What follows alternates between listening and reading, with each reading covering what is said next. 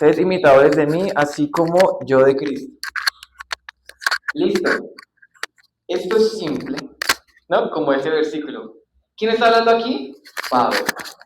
Está hablando Pablo. Y algo chévere es que, como les digo, es simple. Entonces Pablo le dice a los corintios, sed imitadores de mí. Ya ahorita me van a entender por qué empiezo con esto para hablar de los papás el día de hoy. Dice, sed imitadores de mí, así como yo de Cristo. Entonces, hoy celebramos el Día del Padre, pero de padres cristianos. ¿Listo? Estamos en un pueblo cristiano. El seguidor de Cristo, valga la redundancia, el cristiano, ¿sí? Seguidores de Jesús, el cristiano, busca seguir a Jesús. Y como Pablo lo decían, imiten a Cristo. ¿Listos? En este mundo cristiano y de los papás que hoy celebramos, están esos hombres que son imitadores de Cristo. ¿Listo? Vamos a ir a Romanos capítulo 12, versículo 2. Vamos a comenzar primeramente leyendo 3 versículos y luego ya. No os conforméis a este siglo, sino transformados por medio de la renovación de nuestro entendimiento, para que comprobéis cuál sea la buena voluntad de Dios, agradable y perfecta. Listo. Entonces, el seguidor de Jesús no se conforma a este siglo. ¿Listos? Entonces, recapitulemos. El seguidor de Jesús, primeramente, imita a Cristo, ¿no? Busca seguir la enseñanza que nos ha dado Jesús. ¿Dónde lo encontramos? En la Biblia. ¿Listo? Ya van a entender por qué hacemos todo esto, por qué hablamos de esto.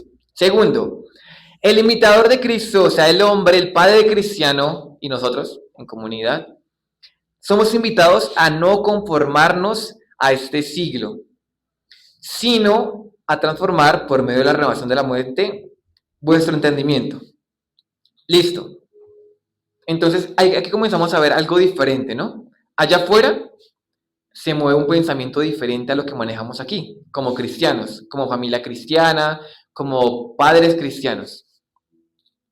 Bueno, vamos a ir marcando. Entonces, el cristiano, imitador de Cristo, nos invita a que ese cristiano no se conforme a como allá el mundo dice que debe comportarse las personas, en este caso, como se deben comportar los padres.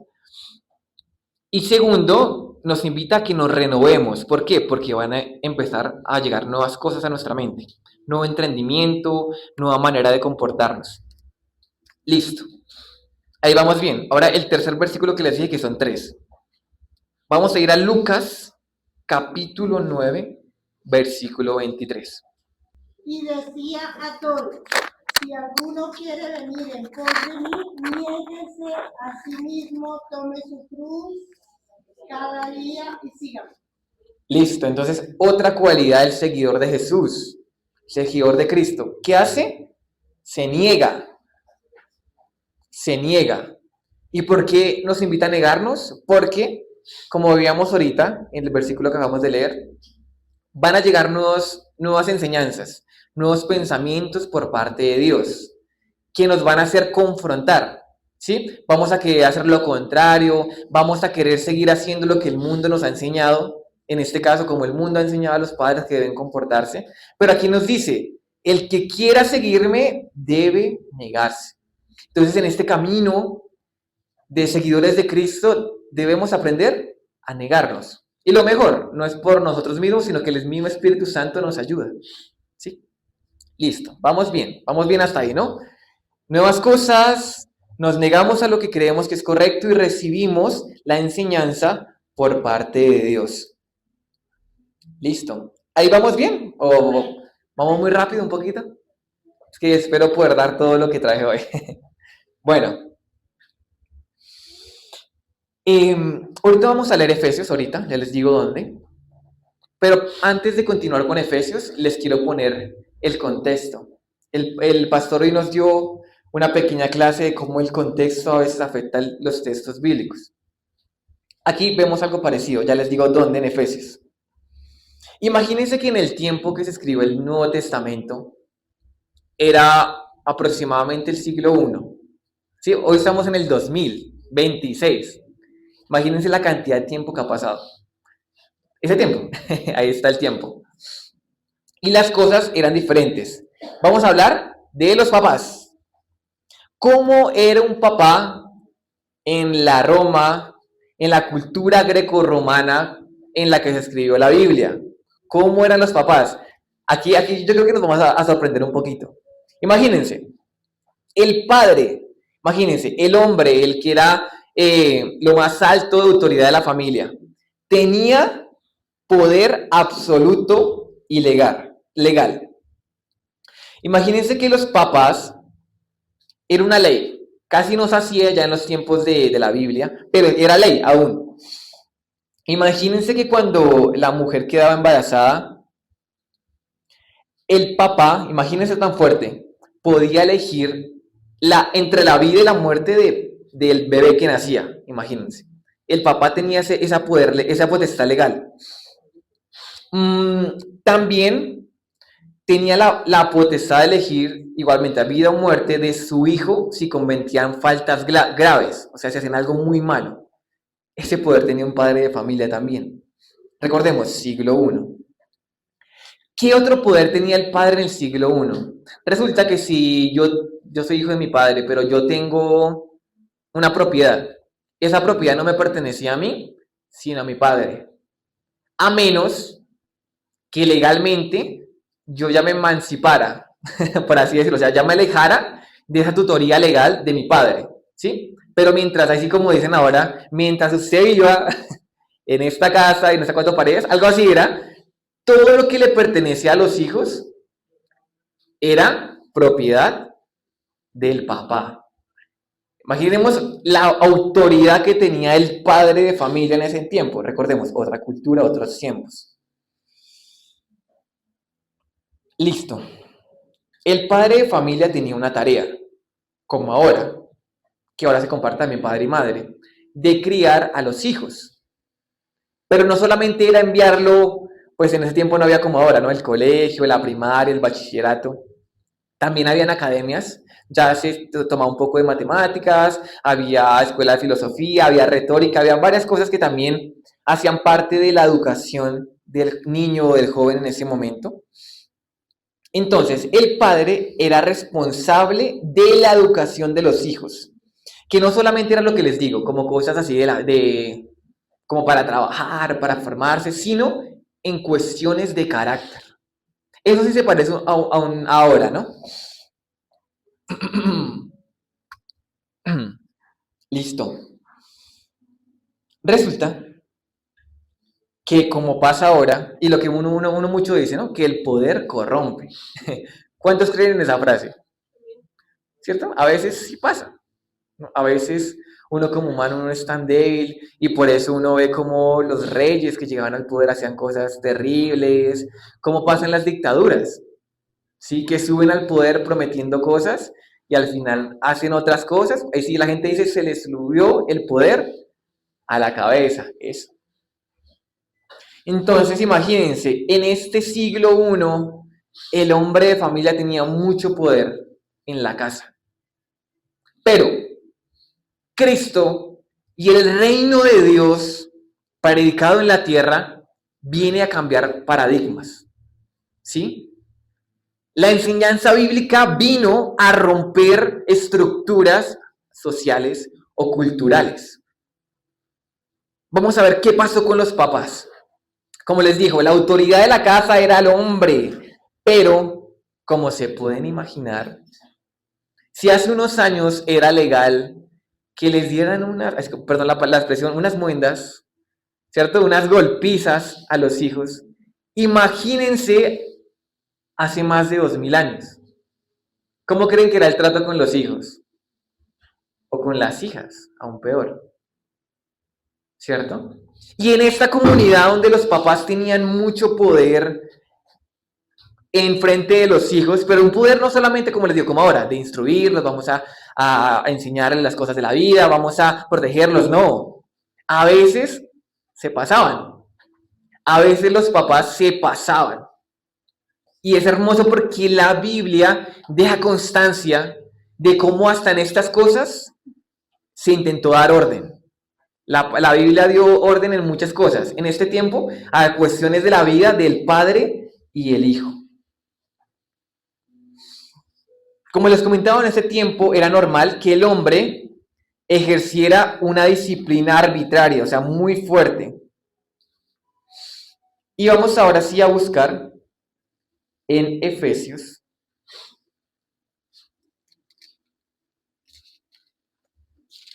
Efesios, capítulo 6.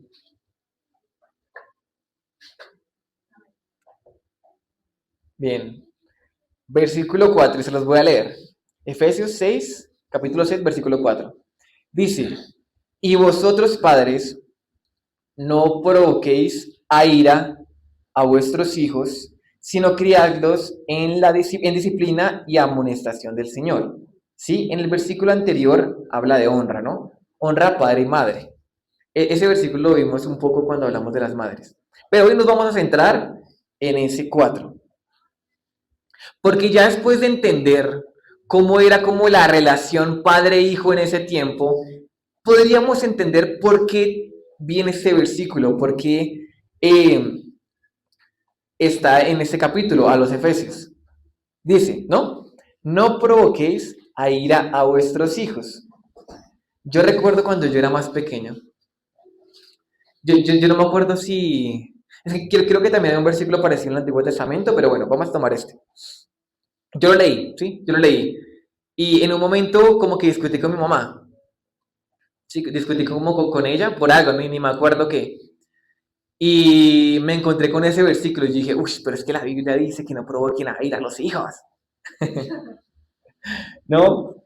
Y a veces uno toma así la Biblia, ¿no? Como para tirársela a alguien. En este caso yo pensé, me está provocando a ira. Listo. Bueno, entonces vamos a seguir. Listo. Dice, no provoquéis a ira a vuestros hijos. En esta parte se intenta, como les digo, romper un poco con ese paradigma social que había en las familias. ¿Sí? De autoridad, pero extrema, así el padre, que podía llegar a ser muy cruel, por así decirlo, también. Y nos dice, no provoquéis a ira a vuestros hijos. Y pone lo que hay que hacer ahora. Dice, criadlos en disciplina y amonestación del Señor. Listo. Imagínense, bueno, como saben, esto fue escrito en griego.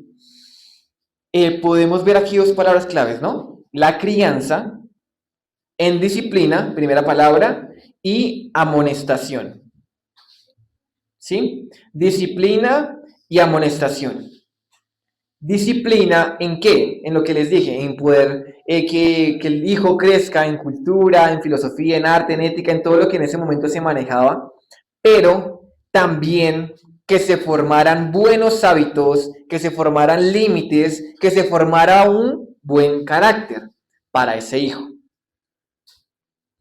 Y hay algo muy chévere que es lo que les digo. Esas dos palabras se unen raramente, o sea, son raras encontrarlas aquí, que son disciplina y amonestación, hablando de padre a hijos. Y les voy a explicar por qué. La palabra disciplina, paideia, perdonen mi pronunciación, en griego, habla de construir una vida de seguridad y valores, ¿no? En disciplina, ¿sí? Ser disciplinados.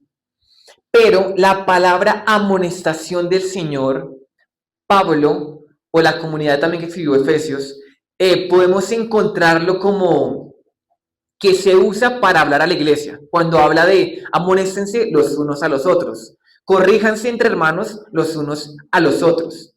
Y eso es muy raro, porque el padre no era igual al hijo. El padre era superior. ¿Sí? Ya les dije el poder que tenía. El padre en el siglo I era superior a los hijos, pero aquí en Efesios los pone a la par. Y eso es algo muy rompedor en ese momento de la cultura, muy raro, ¿sí? Que puede quebrantar la estructura social de ese momento, porque ¿cómo así que me está poniendo a mi hijo a amonestarlo en el Señor como si fuera igual a mí? Y eso no solamente pasó entre padre e hijo, pasó entre amo y esclavo, había esclavitud en ese tiempo, siervos. Los pone igual, los pone igual. Es algo muy raro para ese tiempo. En Efesios pone al padre y al hijo al mismo nivel. ¿A qué nivel? Al nivel de recibir amonestación y disciplina del Señor. ¿Sí? Recordemos eso, no ahora que el hijo tiene más respeto que el padre, no. Por eso comenzaba antes hablando de la honra, pero aquí los pone al mismo nivel con Cristo, ¿sí? De aprender de Cristo, de aprender, de seguir a Cristo, de seguirlas en las ordenanzas de Jesús que estaban aprendiendo en ese tiempo. Listo. Helen, ¿me puedes ayudar con la imagen, por favor? Ahora sí. Gracias.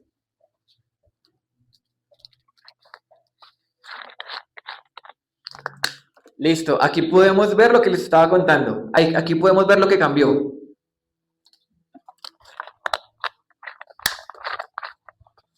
¿Sí?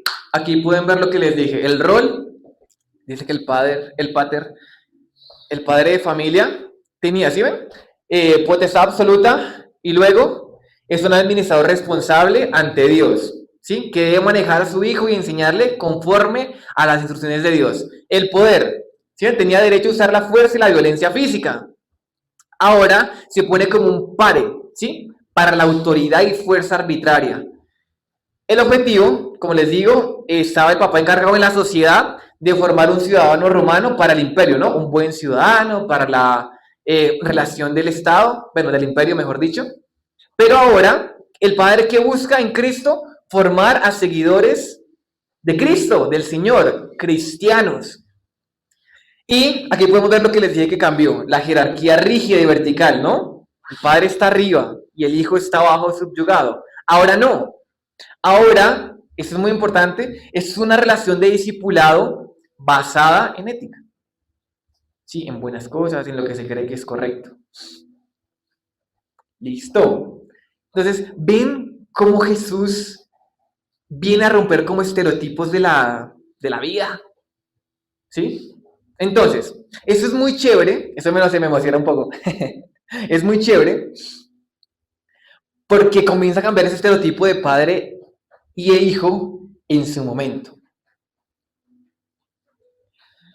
Gloria a Dios. Listo, entonces ya, primer punto, somos seguidores de Cristo y como somos seguidores de Cristo buscamos hacer lo que dice la palabra, lo que creemos que es correcto, mejor dicho, por parte del Señor. Y así que esos padres son los que hoy honramos. Si usted es un padre, una madre, ya los vimos, ahora hablamos del padre, si es un padre que no está haciendo esto, lo invito a que lo comience a hacer. ¿Sí? Como les digo, un seguidor de Cristo busca hacer esto. Busca criar en disciplina y amonestación del Señor. Y como les digo, no como subyugados, sino por medio de las enseñanzas de Cristo. Ya vamos a ver también con qué se compagina. Los invito, ese es el último versículo que vamos a ver. Vamos a ir a Proverbios capítulo 20. Proverbios capítulo 20.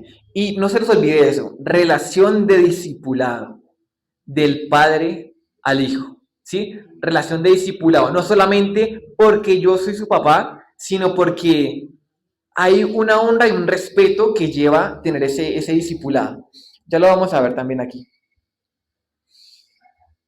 Les voy a leer el versículo 7, Proverbios 27. Dice, camina en su integridad el justo, sus hijos son dichosos después de él. Listo. Habla de una persona justa, vamos a tomarlo hoy como un padre, un papá justo, íntegro.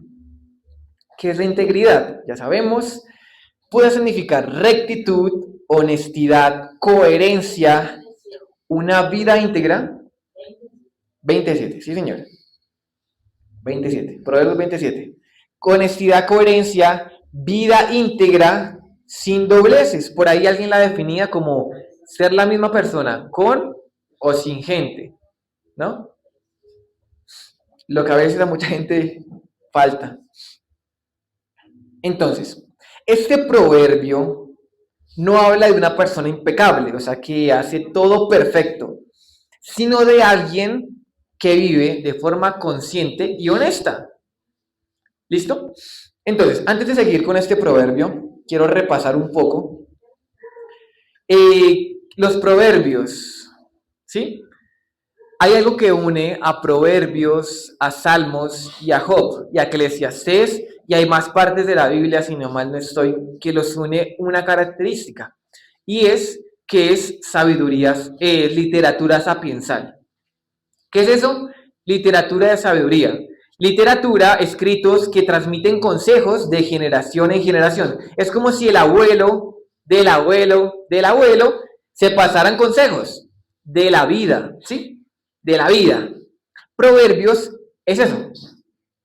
No transmite detalles, características, consejos de la vida, ¿sí? No transmiten esa sabiduría que quizá uno como joven o uno como adulto no alcanza a tener, pero que ha pasado años y años y años y años recopilándose para que nos den como ese ejemplo, ese consejo.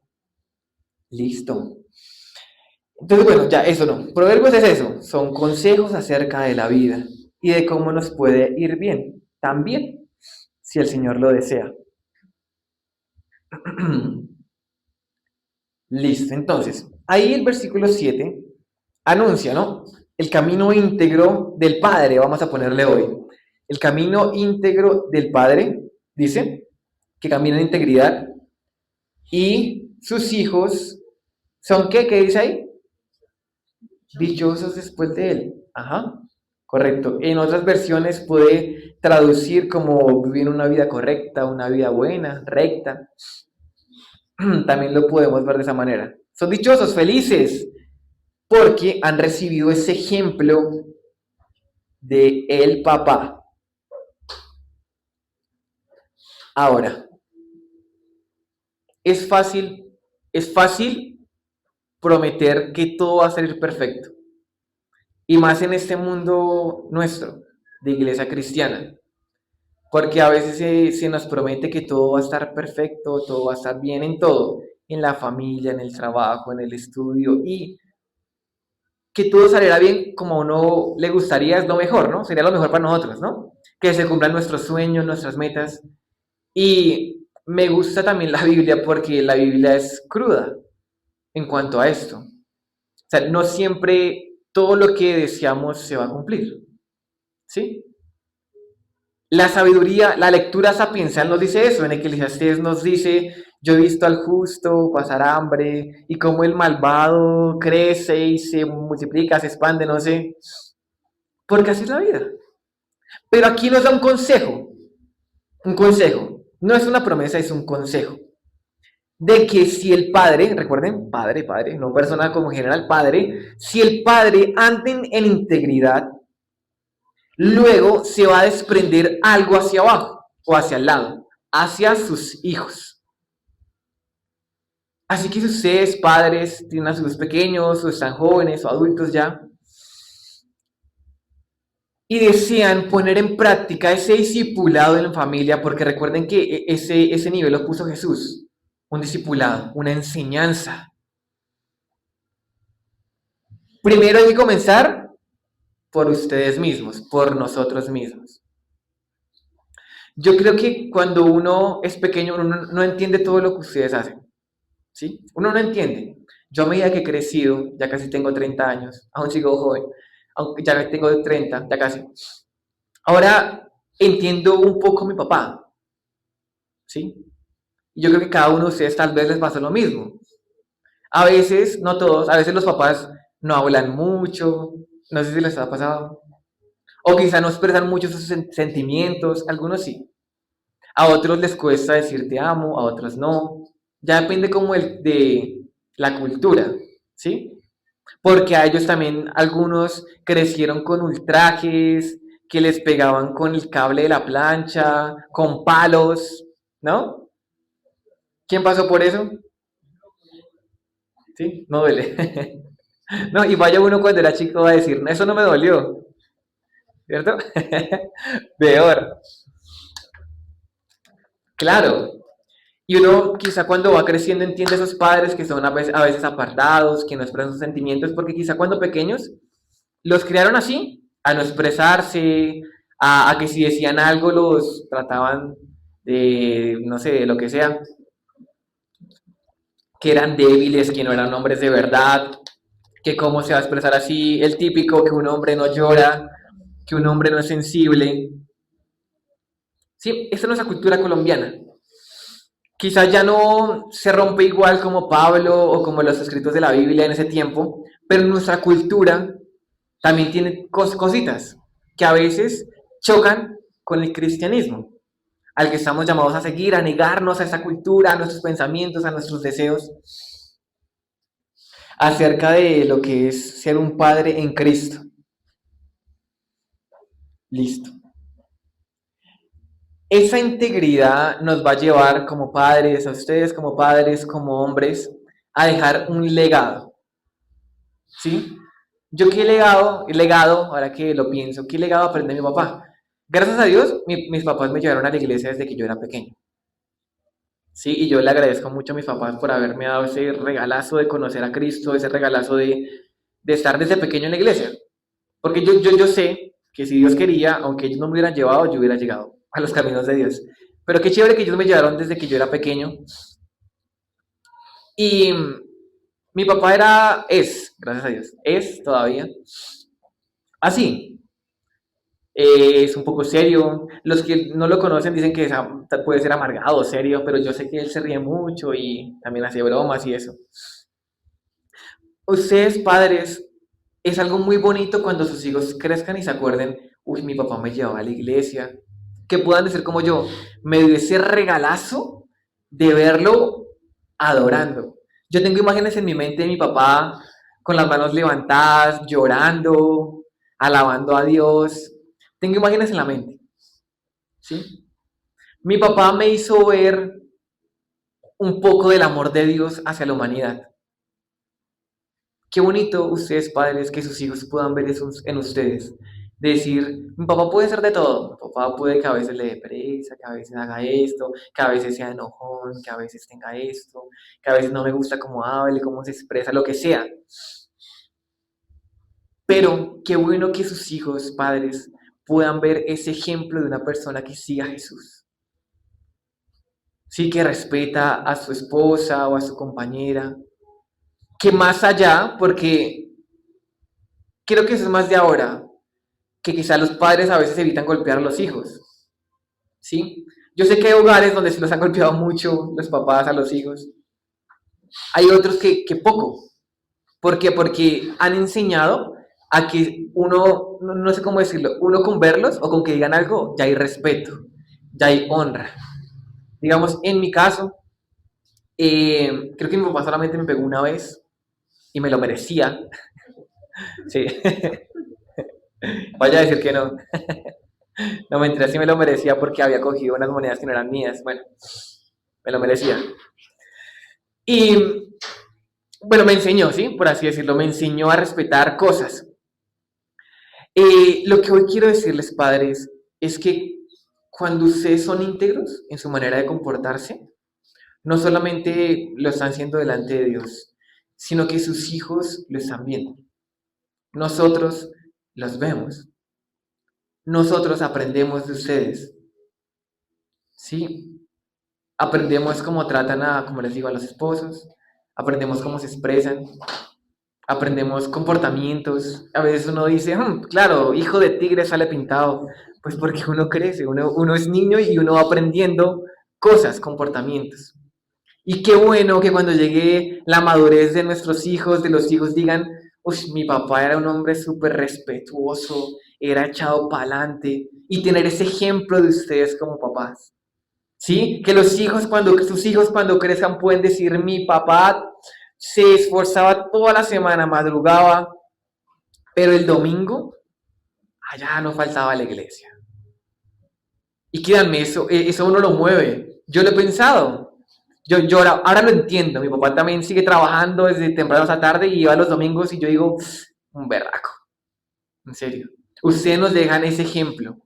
un ejemplo de fortaleza, de fuerza, de seguir adelante. A veces el hombre nos guardamos mucho y el papá también.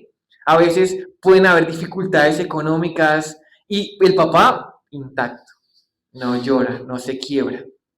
Pero yo sé que a veces estamos destruidos por dentro como hombres y como papá. Pero el papá solamente para que la esposa no se quiebre, para que el hijo siga pensando que todo está como color de rosas, uno a veces no dice nada. No sé qué papá se identifica con esto.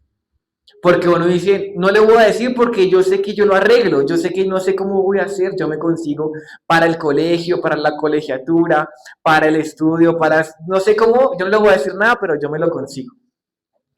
Y quiero honrarlos hoy, padres, desde este lugar, por esa responsabilidad que han tenido en sus familias. La palabra menciona de que hay que proveer a la familia, ¿no? Que si no es peor que un inconverso, también la Biblia lo dice. Gracias por estar presentes, pero también el llamado es a que no solamente puedan suplir económicamente, que ya ese rol no solamente lo cumple el papá, sino que también las mamás también se esfuerzan. Hay familias muy disfuncionales.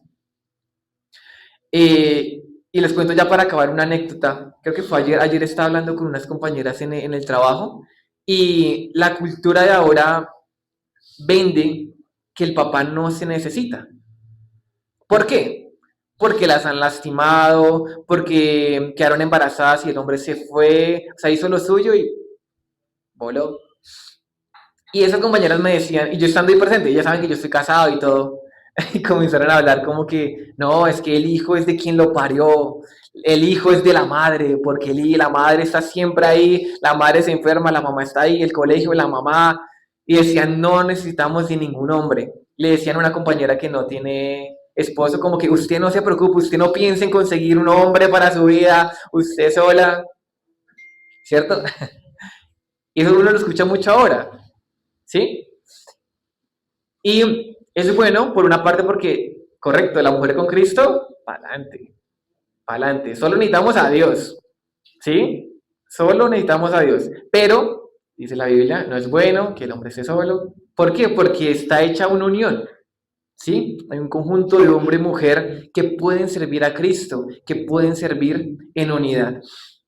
Y para terminar, ustedes hombres, yo sé que ustedes son felices cuando sus hijos están bien. No sé si me equivoco, ¿verdad o mentira? Es parecido a la mamá. Aunque ustedes no coman, si el hijo, como a veces el pastor ha contado, si el hijo está con su presa de pollo, no dice, valió la pena. Y esto es el consejo que nos dan. Dice que ustedes caminan con integridad. Es muy posible de que sus hijos vengan detrás de ustedes felices y dichosos. ¿Sí? Ya para acabar, quiero hacer algo parecido a como hice con las mujeres. Quiero a ustedes, padres, agradecerles como hijo. Hagan en cuenta que yo soy su hijo o su hija. Quiero agradecerles a ustedes, padres, porque a veces uno como hijo no lo dice. Quiero agradecerles, papás, por aquellas ocasiones que nadie los vio y ustedes hicieron cosas que poca gente se atrevería para mantener a ese hijo. ¿Listos? Quiero agradecerles por esas veces que nos defendieron, ¿sí? Por esas veces que estábamos en peligro en la calle y ustedes con su fuerza nos protegieron. Gracias por las veces que hicieron que no nos diéramos cuentas de que las cosas estuvieran mal. Gracias, papás, por las veces que estuvieron mal y nosotros ni enterados. Felices jugando con nuestra pelotica, con nuestras piedritas, con lo que sea. Gracias porque estuvieron también presentes en nuestra niñez. Papás, quiero agradecerles porque nos han entregado un regalo muy grande también, que es ver un poco del amor de Dios en ustedes. ¿Sí? Porque hemos entendido un poco de cómo es recibir el amor de Dios, porque hemos recibido el amor de ustedes como padres. Gracias, porque nos han amado y si ustedes nos aman, nos hacen amar más a Dios, porque pensamos, si mi papá me ama así, ¿cómo me amará Dios? Si mi papá se muele la vida por darme esto y aquello, ¿cómo me amará Cristo? Entonces, padres, quiero decirles gracias. Quiero que todos demos un aplauso a esos papás del pueblo de Cristo.